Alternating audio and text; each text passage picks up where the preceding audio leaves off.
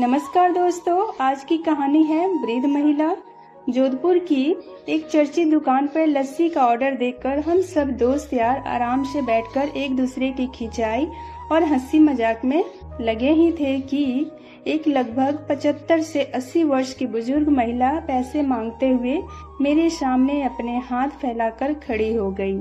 उनकी कमर झुकी हुई थी, चेहरे की झुर्रियों में भूख तैर रही थी, नेत्र भीतर को धंसे हुए किंतु सजल थे। उनको देखकर मन में न जाने क्या आया कि मैंने अपनी जेब से सिक्के निकालने के लिए डाला हुआ हाथ वापस खींचते हुए उनसे पूछ लिया, दादी जी लस्सी पियेंगे? मेरी इस बात पे दादी कम अचंभित हुई और मेरे मित्र अधिक, क्योंकि अगर मैं उनको पैसे देता तो बस 5 या 10 रुपए ही देता, लेकिन लस्सी तो 30 रुपए की एक है, इसलिए लस्सी पिलाने से मेरे गरीब हो जाने की और उस बूढ़ी दादी द्वारा मुझे ठग कर अमीर हो जाने की संभावना बहुत कम बढ़ गई थी। दादी ने सकुचाते हुए हामी भरी और अपने पास जो मांग कर जमा किए हुए 6-7 रुपए थे वो अपने कांपते हाथों से मेरी ओर बढ़ाए। मुझे कुछ समझ नहीं आया तो मैंने उनसे पूछा, ये किस लिए? इनको मिलाकर मेरी लस्सी के पैसे चुका देना बाबूजी। भावुक तो मैं उनको देखकर ही हो गया था।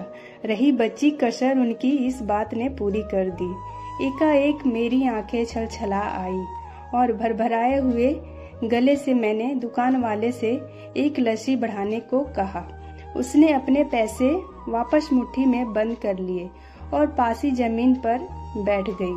अब मुझे अपनी लाचारी का अनुभव हुआ, क्योंकि मैं वहां पे मौजूद दुकानदार अपने दोस्तों और कई अन्य ग्राहकों की वजह से उनको कुर्सी पर बैठने के लिए नहीं कह सका।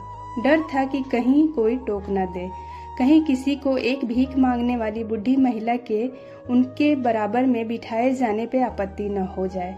लेकिन वो कुर्सी जिस पर मैं बैठा था मुझे काट रही थी। लस्सी कुल्हड़ों में भरकर हम सब मित्रों और बूढ़ी दादी के हाथों में आते ही मैं अपना कुल्हड़ पकड़कर दादी के पास ही जमीन पर बैठ गया, क्योंकि ऐसा करने के लिए तो मैं स्वतंत्र था। इससे किसी को आपत्ति नहीं हो सकती थी। हाँ, मेरे दोस्तों ने मुझे एक पल को घूरा, लेकिन वो कुछ कहते उससे पहले ही दुकान के मालिक ने आगे बढ़कर दादी को उठाकर कुर्सी पे बैठा दिया और मेरी ओर मुस्कुराते हुए हाथ जोड़कर कहा, ऊपर बैठ जाइए साहब। मेरे यहाँ ग्राहक तो बहुत आते हैं, किंतु इंसान कभी कभार ही आता है। अब सबके हाथों में लस्सी के कुल्हड़ और होठों पर सहज मुस्कुराहट थी। बस एक वो दादी ही थी जिनकी आंखों में तृप्ति के आंसू, होठों पर मलाई के कुछ अंश और दिल में सैकड़ों दुआएं थी। न जाने क्यों जब कभी हमें 10-20 रुपए किसी भूखे गरीब को देने या फिर उन पर खर्च करने होते हैं तो वो हमें बहुत ज्यादा लगते हैं, लेकिन सोचिए कि क्या वो चंद रुपए किसी के मन को तृप्त करने से अधिक कीमती है। जब कभी अवसर मिले ऐसे दयापूर्ण और करुणामय काम करते रहें, भले ही कोई आपका साथ दे या ना दे। तो दोस्तों, उम्मीद करती हूँ आपको आज की ये कहानी बहुत अच्छी लगी होगी। तो अगर आपको ये कहानी अच्छी लगे तो हमारे वीडियो को एक लाइक जरूर कीजिएगा और हो सके तो इसे अपने फैमिली एंड फ्रेंड्स के साथ शेयर भी कीजिएगा। और ऐसी और भी कहानी देखने के लिए हमारे चैनल को सब्सक्राइब करके बेल आइकन को प्रेस कर दीजिएगा।